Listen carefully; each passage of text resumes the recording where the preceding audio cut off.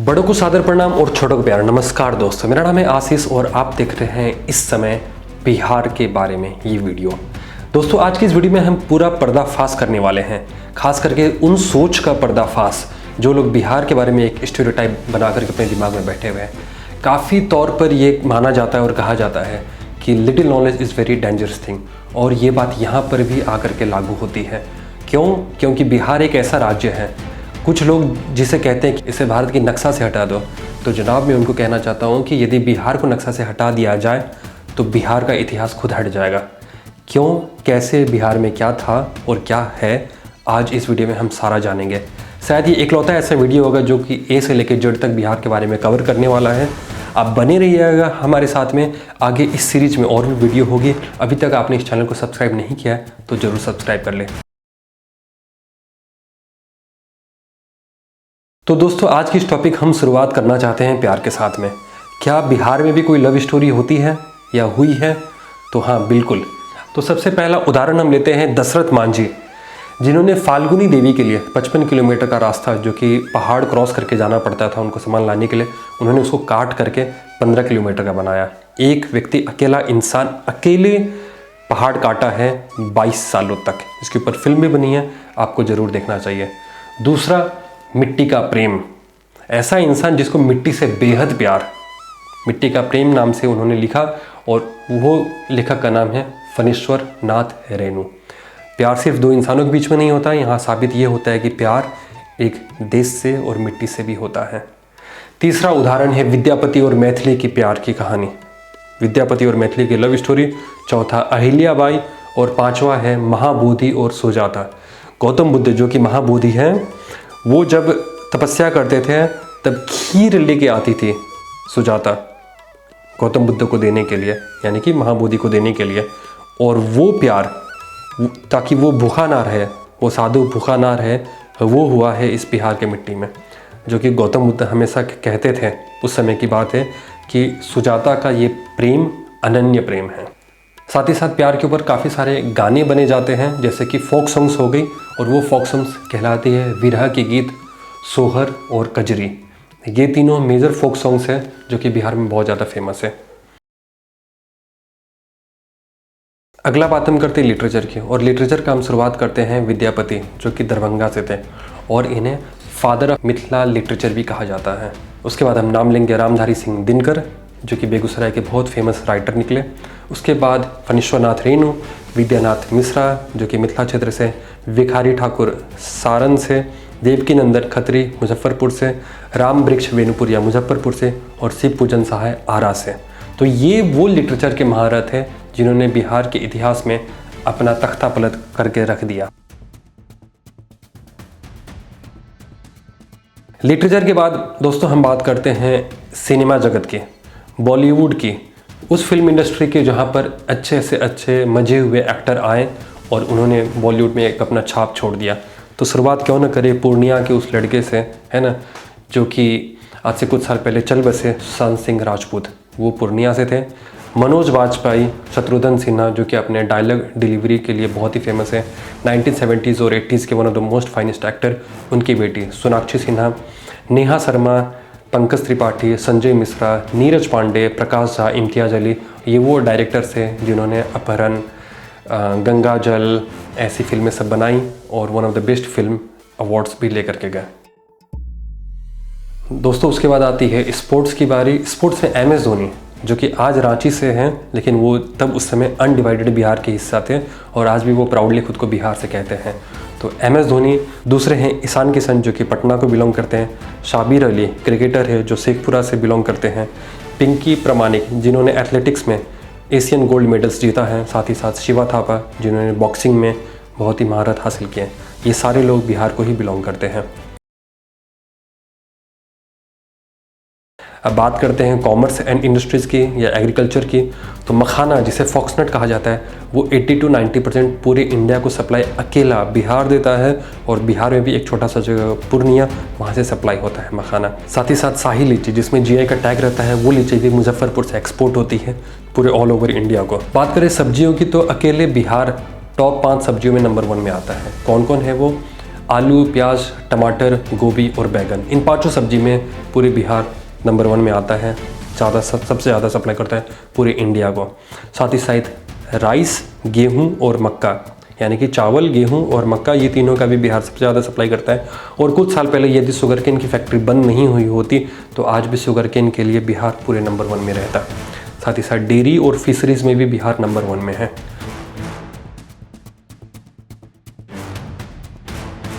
और बात करें हैंडलूम की, तो हैंडलूम में सबसे नंबर 1 में आता है भागलपुरी सिल्क, जो कि भागलपुर इस चीज़ के लिए नंबर 1 में आता है। और उसके साथ साथ ही टेराकोटा, सिक्के और सुजनी, ये सारी चीज़ बिहार से सप्लाई होती है। हैंडीक्राफ्ट की बात करें तो मधुबनी हैंडक्राफ्ट या मधुबनी आर्ट पूरे वर्ल्ड में फेमस है। और साथ ही साथ वर्ल्ड के 7000 से ज़्यादा म्यूज़ियम में मधुबनी आर्ट की वर्कशॉप दी जाती है।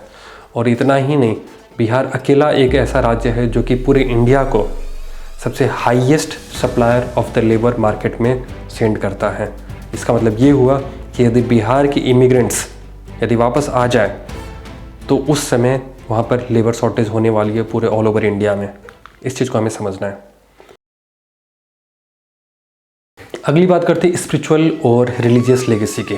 तो जैसे कि मैंने बताया, गया में बोध गया और महाबोधि टेम्पल है। महाबोधि टेम्पल आपका जहाँ पर गौतम बुद्ध को इनलाइटनमेंट हुआ था, वहाँ पर गौतम बुद्ध के लिए बनाया गया है।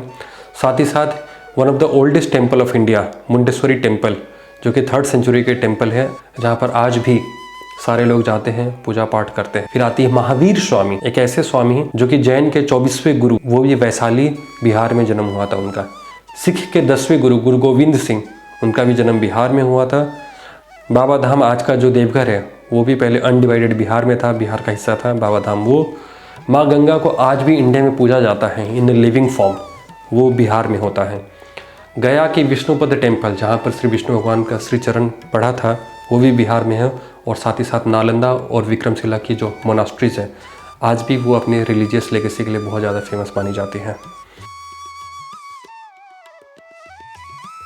दोस्तों, अब बात करते हैं हम कल्चर एंड आर्ट्स की, और उसमें सबसे पहले नंबर 1 पर हम लेंगे मधुबनी पेंटिंग को।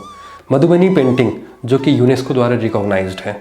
मधुबनी पेंटिंग के साथ हम भूल नहीं सकते हैं केसरिया स्तूपा, जो कि सबसे लंबा और बड़ा स्तूपा है। कहा जाता है कि ये वही जगह है जहाँ पर गौतम बुद्ध ने जिस अपने बॉल में भिक्षा मांगा करते थे, वो बॉल आगे अपने डिसिपल को फॉरवर्ड किए थे। ये वही स्तूपा है और आज भी ये वहाँ पर है। ये लगभग 103 से 104 फीट के लंबाई पर है और इतने सारे युद्ध हो गए फिर भी उससे कुछ नहीं हुआ है, तो आज भी ये स्तूपा मौजूद है। इसके अलावा गंगा नदी, जो कि 445 किलोमीटर की रेंज से सिर्फ बिहार से होती हुई गुजरती है, और ए से लेकर जेड तक के एंड में हर जगह गंगा माता का उसी तरीके से पूजा किया जाता है। आगे बात करते हैं लैंग्वेज की, तो पूरे बिहार में कुल मिलाकर के 6 लैंग्वेजेस बहुत ज़्यादा बोली जाती हैं। हिंदी, भोजपुरी, मैथिली, अंगिका, मगही और तिरहुत, ये वो लैंग्वेज है। साथ ही साथ हमें ये भी नहीं भूलना चाहिए कि एक तरफ अयोध्या जो कि यूपी में है, और दूसरी तरफ माँ सीता जिनका जन्म हुआ था कहा जाता है, और वो मिली थी सीतामढ़ी में। हालांकि उनका घर है जनकपुर नेपाल में, लेकिन वो जहाँ पर मिली थी वो था सीतामढ़ी बिहार में। आज भी वहाँ पर सीता माता का जन्म स्थान के लिए वो जगह बहुत ही ज़्यादा प्रख्यात है। अशोका स्तूपा भी बिहार में है। साथ ही साथ फेस्टिवल्स जैसे छठ और समा चकेवा, ये 2 ऐसे फेस्टिवल्स हैं जो कि बिहार इस चीज़ के लिए बहुत ज़्यादा फेमस है और पूरे वर्ल्ड वाइड इसे सेलिब्रेट किया जाता है। इसके अलावा फोक सॉन्ग्स जैसे बिरह, सोहर, चैती और कजरी, ये फोक सॉन्ग्स हैं जिसके लिए बिहार बहुत ज़्यादा फेमस है। सोनपुर मेला आप कभी नहीं गए हैं तो आपको ज़रूर जाना चाहिए, जो कि सोनपुर में लगता है। और राजगीर का मकर मेला, इस चीज़ के लिए भी ये पूरा फेमस है। तो शुरुआत करते हैं मगध हिस्ट्री से। मगध जो कि पूरे भारत का दिल था, हार्ट था, मगध की शुरुआत हुई है बिहार से। मगध के बाद आई मौर्य डायनेस्टी, चंद्रगुप्त मौर्य, समुद्रगुप्त आपने सुना होगा, ये मौर्य डायनेस्टी की कैपिटल भी बिहार थी, पटना। उसके बाद अशोका द ग्रेट यानी अशोका सम्राट, वो भी बिहार में ही थे। गुप्ता डायनेस्टी फिर बिहार में, पाल डायनेस्टी फिर बिहार में। उसके बाद बिहार को अंग्रेज़ों ने कॉलोनाइज किया और फिर उनको रूल करने लगे। तो ये है बिहार की वो हिस्ट्री जहाँ से मगध, मौर्य और अशोका डायनेस्टी के बड़े से बड़े एम्परर्स लोग भी आए हुए हैं और उन्होंने यहाँ पर नाम कमाया और यहाँ से पूरी इंडिया को रूल किया है। तो ये वो बिहार है जहाँ के खून में बगावत थी, ये वो बिहार है जहाँ की खून में सक्सेस है। तो इस ब्लड लाइनेज को तो बिल्कुल नहीं भूलना है। आगे बात करते हैं एजुकेशन की। पूरे इंडिया की पहली और वर्ल्ड की one of the oldest university Nalanda university, जो 5th से लेकर 12th सेंचुरी तक वहाँ पर थी। और सिर्फ ये नॉर्मल यूनिवर्सिटी नहीं थी, यहाँ पर more than 10,000 student residential students थे, यानी कि वो यहाँ आते थे, रहते थे, पढ़ते थे, जिसमें 2,000 से ज़्यादा टीचर्स और 5,000 से ज़्यादा फैकल्टीज़ हुआ करती थी। तो ये समझने वाली बात है कि उस समय 5th सेंचुरी से लेकर के 12th सेंचुरी तक वो 700 साल में क्या एजुकेशन का महत्व रहा होगा। और शायद यही कारण है कि आज भी बिहार के स्टूडेंट्स के खून में, ब्लड में कहीं ना कहीं एजुकेशन है। उसके बाद आता है Vikramshila university. Vikramshila university 8th से लेकर के 12th सेंचुरी के बीच में ये था और ये one of the most popular university था उस समय के टाइम पे। उसके बाद अशोका द ग्रेट ने, उन्होंने लगभग 23 यूनिवर्सिटी सिर्फ बिहार में बनवाया। आप ये सोच रहे होंगे कि आज के डेट में बिहार क्यों ऐसा हुआ है, लेकिन उससे पहले हिस्ट्री को समझना बहुत ज़्यादा ज़रूरी है कि आज जो डिस्ट्रॉय हुआ है या किया गया है वो डिलिबरेटली बिहार को तोड़ा गया है। ऐसा क्यों हुआ, किसने किया, कब किया, ये हम फिर कभी बात करेंगे। बिहार के ही स्टूडेंट अब तक यूपीएससी में 5,000 से ज़्यादा सीट्स सफल लेने में काबिल हुए हैं आईएएस, आईपीएस, आईएफएस रैंक्स के लिए। 5,000 से ज़्यादा सिर्फ अकेले बिहार में आया। हालांकि ये नंबर सेकेंड हाईएस्ट है after UP, but still this is one of the highest number which Bihar has given. उसके बाद बात करते हैं कि जब नालंदा यूनिवर्सिटी हुआ करता था तब उस समय चाइना से ह्यूएन सांग आया करते थे। सिर्फ इतना ही नहीं, वो यहाँ पर आकर के अपना डेडिकेटेड लाइफ को स्टडी करना चाहते थे, लाइफ के स्ट्रक्चर को समझना चाहते थे, अपना इकिगाई ढूंढना चाहते थे। वो यहाँ पर आए हुए थे, वो यहाँ पर आकर के ज्ञान लेकर के वापस चाइना गए थे। और इतना ही नहीं, साथ ही साथ उस समय श्रीलंका के जो राजा हुआ करते थे वो यहाँ पर आते थे नॉलेज लेने के लिए, ज्ञान लेने के लिए, श्रीलंकन किंग्स। तो वो भी यहाँ पर आए और आकर के अपना नॉलेज लेकर के गए हैं। और श्रीलंका और चाइना के अलावा मंगोलिया, कोरिया, जापान, तिब्बत, ये सब जगह से अलग अलग स्टूडेंट्स आते थे, मोर देन 10,000 जैसे मैंने आपको बताया। और वो बिहार के अलग अलग जगह जैसे पटना, भागलपुर और राजगीर में रह करके एजुकेशन को पूरा करते थे। अब बात करते हैं इंफ्रास्ट्रक्चर्स की। तो वर्ल्ड की one of the oldest highway, जिसको जीटी कहते हैं, ग्रैंड ट्रंक रोड कहते हैं, ठीक है, ये बिहार से होते हुए गुजरती है। ये वो हाईवे है जो कि काबुल से लेकर के चिटगांव तक जाती है, लेकिन ये इसका one of the major route Bihar से होते हुए जाती है, ये आज तक है। इसके बाद वर्ल्ड की सबसे बड़ी wifi zone, 20 kilometre wifi, free wifi zone, ये बिहार के पटना में है। इसके साथ साथ 4 आउट ऑफ 10 यानी कि 10 में से 4 ऐसे ब्रिजेस हैं जो कि बिहार में हैं और वो इंडिया के सबसे लॉन्गेस्ट ब्रिज में मानी जाती हैं। तो पहले नंबर पर आता है गांधी सेतु ब्रिज। गांधी सेतु ब्रिज का डिस्टेंस लगभग 5.75 किलोमीटर है, यानी कि लगभग 6 किलोमीटर है, और इसे life line of north Bihar कहा जाता है। दूसरा आता है विक्रमशिला सेतु ब्रिज। इसकी डिस्टेंस है 4.7 किलोमीटर और ये नॉर्थ और साउथ बिहार को कनेक्ट करता है, ये भागलपुर होते हुए जाती है। तीसरा आता है दीघा सोनपुर ब्रिज, ये 4.55 किलोमीटर है, ये पटना और नॉर्थ बिहार को कनेक्ट करता है और इस ब्रिज में रेल के साथ साथ रोडवेज भी जाती है। चौथा है आरा छपरा, इसे वीर कुंवर सिंह सेतु ब्रिज भी कहते हैं, ये 4.35 किलोमीटर है। ये तो हो गए 4 मेजर ब्रिजेज। इसके साथ साथ बिहार में एयरपोर्ट, रेलवेज, पटना एयरपोर्ट और रेलवेज, ये ऐसे रेलवेज हैं, खास करके पटना रेलवे जो कि almost one of the busiest railway in entire India है। और पटना को स्मार्ट सिटी के लिए भी रिकॉग्नाइज किया गया है, पटना बहुत जल्द स्मार्ट सिटी बनने वाला है। बात करते हैं साइंस एंड स्कॉलर्स के। तो आपने ये तो सुना होगा कि जीरो का इन्वेंशन आर्यभट्ट ने किया था, लेकिन आर्यभट्ट का जन्म भी इसी पाटलिपुत्र में हुआ था, जिन्होंने पाई का आविष्कार के साथ साथ जीरो का भी खोज किया और साथ ही साथ एस्ट्रोनॉमी में बहुत विख्यात नॉलेज रहा करते थे। और बिहार से ही एक निकले हुए बहुत ही फेमस मैथमेटिशियंस थे, उनका नाम था वशिष्ठ नारायण सिंह। इन्होंने मैथमेटिक्स में इनफाइनाइट सीरीज़ और मैथ्स एनालिसिस पर रिसर्च किया था। नासा वालों ने इनको कई बार बोला आने के लिए, लेकिन इन्होंने वहाँ पर जाने से मना कर दिया। इसके साथ साथ आज के मॉडर्न साइंस में अनिल कुमार भारद्वाज नाम के एक स्पेस साइंटिस्ट है जो कि इसरो पे काम कर रहे हैं, वो भी बिहार को ही बिलोंग करते हैं। आपने जगदीश चंद्र बोस का भी नाम सुना होगा, हालांकि वो बोस आप बंगाल से कह सकते हैं, लेकिन वो यहाँ पर आए थे, बिहार में एजुकेशन उन्होंने प्राप्त किया था, अपना प्राइमरी एजुकेशन, और यहीं से वो इंस्पायर हुए थे। हालांकि अपने लाइफ के, जो कि अभी के टाइम में गिरिडीह में आते हैं, जो कि पहले के टाइम में अनडिवाइडेड बिहार का हिस्सा हुआ करता था। गिरिडीह में वो अपने सिस्टर के यहाँ ही रहा करते थे क्योंकि उन्हें बिहार की मिट्टी से प्यार था। बात करते हैं पॉलिटिक्स की, तो पॉलिटिक्स में तो बिहार बिल्कुल भी पीछे नहीं है। भारत के पहले राष्ट्रपति डॉक्टर राजेंद्र प्रसाद, उनका जन्म बिहार के सिवान में हुआ। बात करते हैं अशोका स्तूपा, जो कि छाप भी लगती है, वो जो अशोका स्तूपा है और अशोका खुद, ये लोग बिहार से बिलोंग करते हैं और उसमें लिखा रहता है सत्यमेव जयते। जयप्रकाश नारायण, ये नाम को भूला नहीं जा सकता। ये वही नाम है जिन्होंने जब बिहार से आंदोलन शुरू किया इमरजेंसी के दौर पर, और ये आंदोलन का जब स्टार्टिंग हुआ और एंड पॉइंट जब जो दिल्ली था, दिल्ली पहुँचते पहुँचते इंदिरा गांधी का इमरजेंसी पे नाक पे दम कर दिया और उसको तख्ता पलट करना पड़ा। बहुत लोग गिरफ्तार हुए थे। आज के जितने भी बहुत सारे बीजेपी के लीडर्स हैं, ये जयप्रकाश नारायण के अंडर में काम कर चुके हैं। सिर्फ बिहार ही नहीं, ऑल ओवर इंडिया के जितने भी बड़े लीडर्स हैं, ये जेपी नारायण के अंडर में वर्क कर चुके हैं। अगला नाम है राम बिहारी लाल मंडल, जो कि मधेपुरा से हैं। इन्होंने 1911 में अखिल भारतीय यादव महासभा के फाउंडर हुआ करते थे। इन्होंने जॉर्ज V के सामने में 5 अलग अलग लैंग्वेज में इन्होंने अपना स्पीच दिया था। तो राम बिहारी लाल मंडल उस चीज़ के लिए फेमस है। वीर कुंवर सिंह, ये 1857 के रेवोल्यूशन में ये पहले हिस्सा लिए थे और ये बिहार सबसे आगे आकर के इसमें हिस्सा लिया था। इस हिस्सा में ब्रिटिश के अगेंस्ट में जाने वाले पहले लोगों में से बिहार के लोग पहले हुआ करते थे। 1857 के दौर की बात है, यानी कि आज़ादी के लगभग 90 साल पहले की बात है।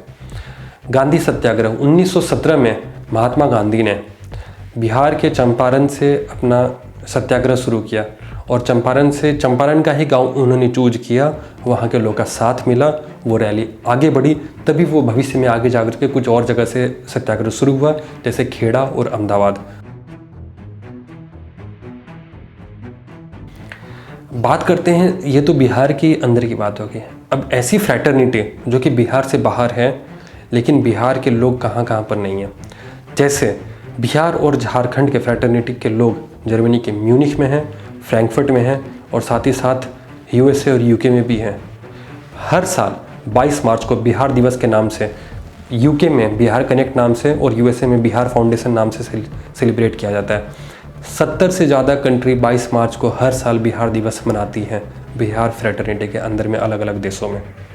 बिहार के डायस्पोरा इतना बड़ा है कि मॉरिशस के 2 पहले प्राइम मिनिस्टर्स राम गुलम, ये दोनों भी बिहार के भोजपुरी को बिलोंग किया करते थे। दोस्तों, यदि आपको अब भी लग रहा है कि बिहार में कुछ कमी है, तो आपको शायद सोच बदलना होगा, माइंडसेट बदलना होगा।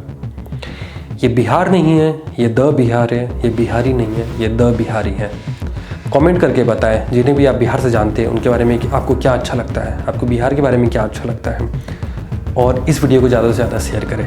और आने वाली वीडियो हमारी ये होगी कि इंडिपेंडेंस इंडिया के बाद में, जो कि मैंने आपको बताया बिहार इतना डेवलप्ड था और बिहार को कहीं ना कहीं किसी ने तो डुबाया। वो कब डुबाया, किसने डुबाया, कैसे डुबाया, ये वीडियो अगली वीडियो होने वाली है। तो आप इसको मिस ना करें। तो इसीलिए आप इस चैनल को सब्सक्राइब कर लें, लाइक करें, शेयर करें और हमारे साथ जुड़े रहें। मिलते हैं अगली वीडियो में, तब तक के लिए नमस्ते।